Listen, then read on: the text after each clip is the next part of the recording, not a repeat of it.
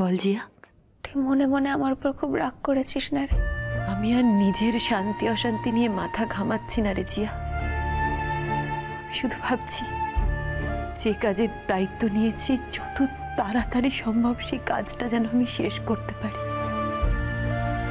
আমাদের বাড়িটা যেন আজকাল গুমোট হয়ে আছে একেবারে, এতটুকু বাতাস চলে না বাড়িটাতে।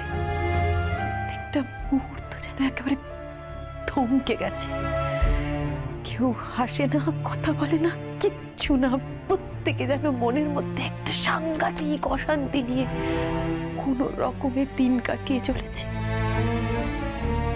কোনোদিনই যে বাড়িটাতে খুব শান্তি ছিল, আনন্দ ছিল তেমন তো নয়, কিন্তু কিন্তু বাড়ির এই অবস্থা যে কেন অবধি আমি কোনোদিনও দেখিনি রে জিয়া। আর আমিও আর এই বাড়িটাতে থাকতে পারছি না, আমারও যেন দম একেবারে আটকে আসছে। অথচ আমাকে যখন এ বাড়িতেই থাকতে হবে, আমার নিয়তি যখন তাই,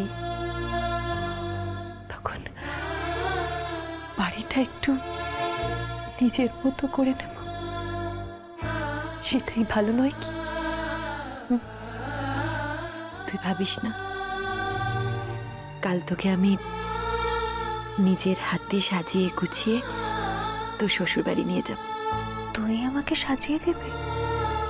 হ্যাঁ রে, আমার শাড়ি, আমার গয়না পরিয়ে সাজিয়ে গুছিয়ে তোকে কাল ও বাড়িতে দিয়ে আসবো। তারপর তো শুধু সিঁদুর পরানোটুকু বাকি থাকবে, ওইটুকু কাজ শেষ করবে তোর স্বামী।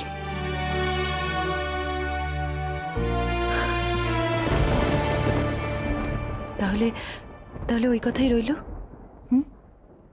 কাল সকালে উঠে আমরা সৌরভদার বাড়ি যাচ্ছি, তাই তো?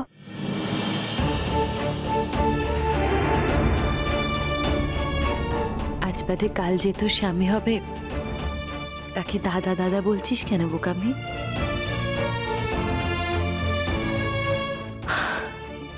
শোন, তুই আজকে একেবারে ভালো করে রেস্ট নিবি, কেমন? একদম টেনশন নিবি না, কোনো ভয় নেই তো।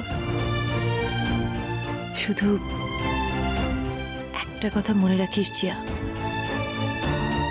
বিয়েটা হওয়া পর্যন্তই আমি তোর পাশে থাকবো। বিয়ের পর